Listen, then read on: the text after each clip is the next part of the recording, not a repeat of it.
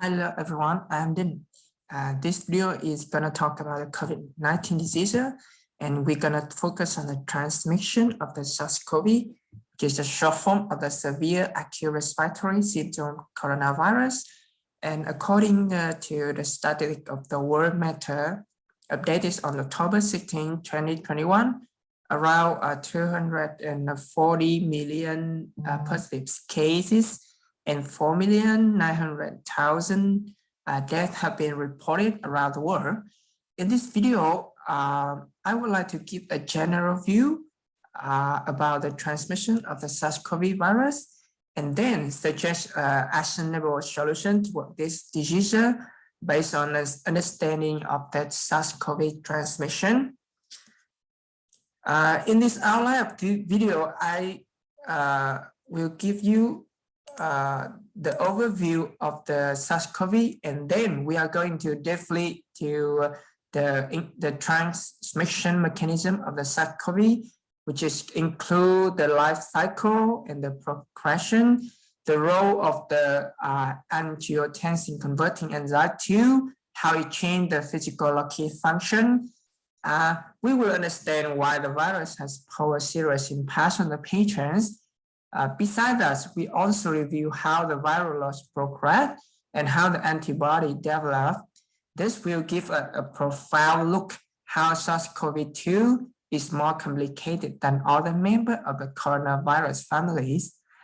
At the end of this video, we will take a look at how the treatment should be developed and whether the vaccines will be effective toward this disease, and where the vaccine is the last chapter of the SARS-CoV-2.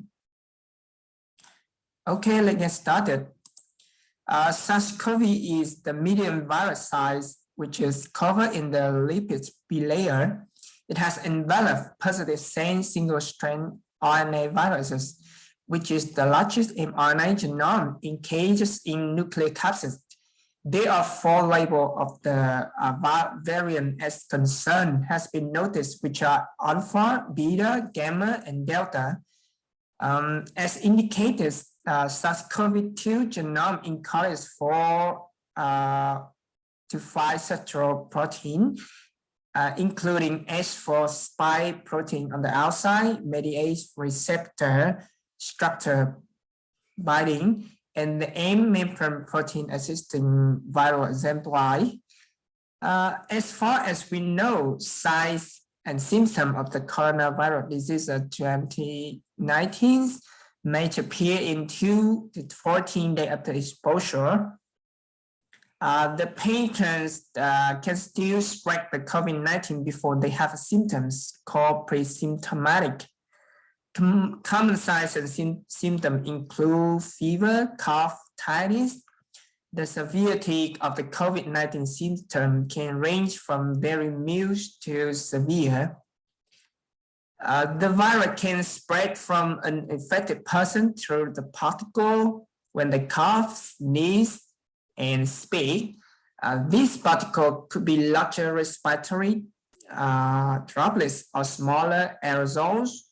The largest droplet, which is 100 micrometer, give rise to the exposure due to the domination of the gravitational force, while the small droplet or aerosol below than 5 micrometer, which is responsible for airborne transmission.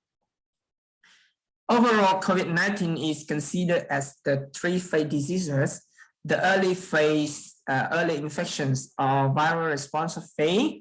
The second phase is the pulmonary phase when the patient develops pneumonia with all the associated symptoms.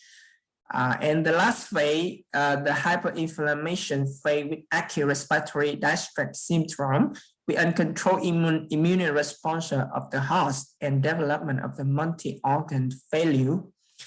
The incubation period of the COVID-19, which is the time between the exposure to the virus and the symptom onset, is on average 5 to 6 days, but can be as long as 14 days. It is estimated that to 44% of transmission may have occurred just before the symptom appear. In other words, the SARS-CoV-2 could transmit to other hosts in the very early time after being infected. So the latent phase, which is considered as the time taken by the phage particle to reproduce inside an affected host cells, might occur in the SARS-CoV-2 at the very early stage of the infection, then followed by spreading phase in a very short time.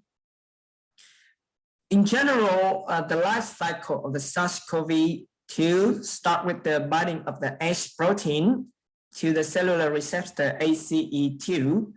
H protein facilitates the viral envelope fusion with the cell's membrane. After that, the SARS-CoV-2 releases the RNA into the host cell.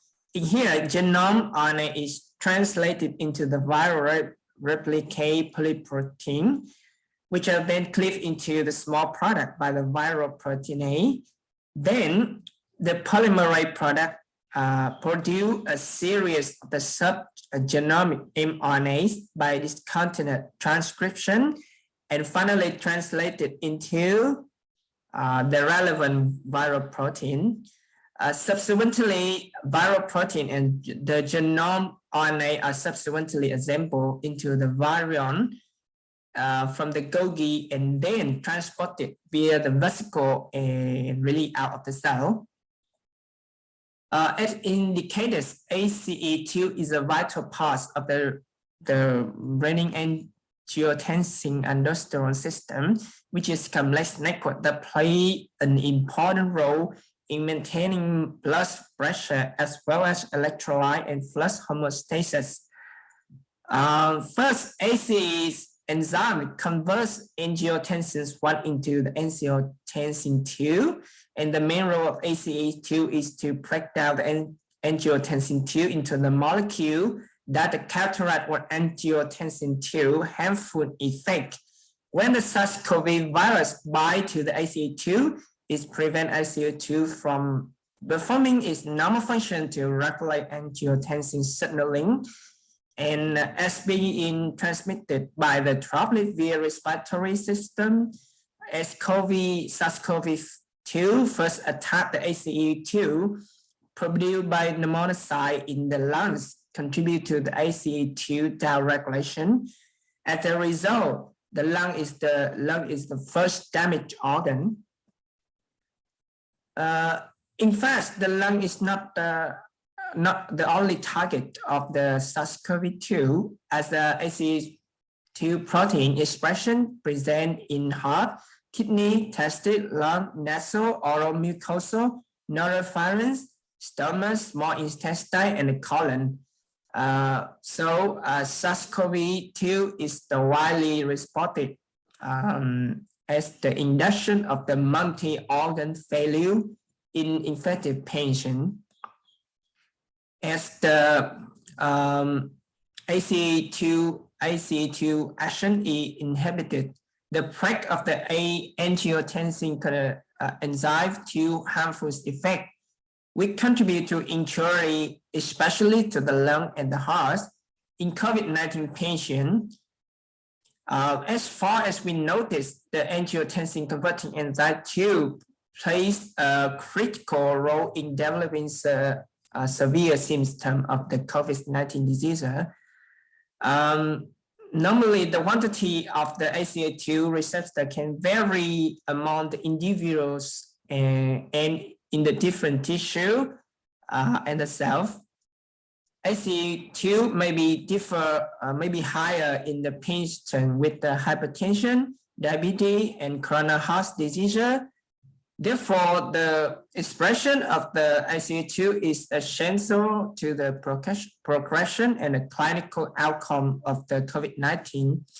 As the result, a certain individual who suffer from other conditions may be susceptible to the COVID-19 infection and develop more serious symptoms. On the other hand, someone have a weakened immune system can make the patient more likely to get severe ill from the COVID-19. Many conditions and treatment can cause a person to be the immunocompromised or have a weakened immune system. Now let's see what the viral load developed after being infected. Highest respiratory viral loads were noticed at the pre-symptomatic stage and infectiousness peak before symptom onset. The virus setting would happen on the average between 2 days before the symptoms up to 8 days after symptom, and it extended peak during second week for patient with pneumonia or further complication, and can last up to 21 days. After being infected, COVID-19 patient produce a strong antibody response to the SARS-CoV-2 with high correlation between different viral antigens S1 and NP, and among antibody class including AGA, AGE, and AGM, and neutralizing antibody. The number of the antibodies start at a very low level before symptoms onset, then reach a peak by 3 weeks from the hospital admission, followed by a sharp decrease. Only few symptomatic patients develop antibody at detectable level. And the immunoglobulin AGA and AGM antibody approach a baseline in some patients by 60 days after symptom onset. And in the case of AGG, AGG remain high in the most patients up to 94 days after the onset. Currently no correlate of the protection A established for the COVID-19. Therefore, antibody titer in recovering patients is not indicator of immunity. At the level of the viral increase steadily in incubation stage before symptom onset, the potential treatment should start at the early stage. SARS-CoV is supposed to target ACE2 in pneumonocyte in the lung, then all the organs following the inflammation phase, leading to the systematic organ failure. Therefore, the suitable treatments should be noted as prophylactic treatment, involve the use of fusion inhibitors that disrupt the vital membrane union and coronavirus, and neutralizing antibody that targets spike protein to prevent ACE2 attachment and interaction with the host cell. There are several clinical trials recently underway to test the efficiency of the several antiviral drugs, but it showed a positive result in treating COVID-19 disease. The efficiency of repurposed drugs is in from 20 to 70% range. So we move on to the how the vaccines nation against the COVID-19. The research suggests that existing vaccine, including Pfizer, Moderna, AstraZeneca, Johnson & Johnson, which will protect people from alpha variant, but are less effective against the beta and the gamma variants. Those two variants share a mutation that can prevent the antibody generated in the response to the original virus from recognizing them.